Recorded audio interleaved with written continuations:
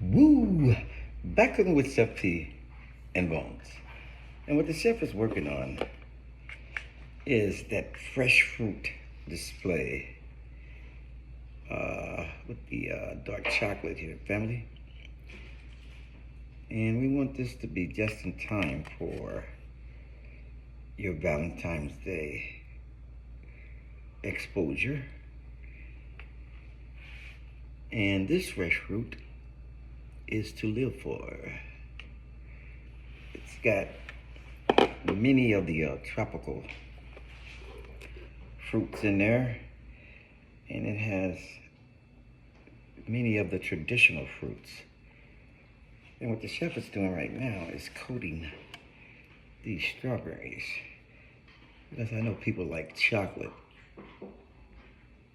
for this Valentine's Day.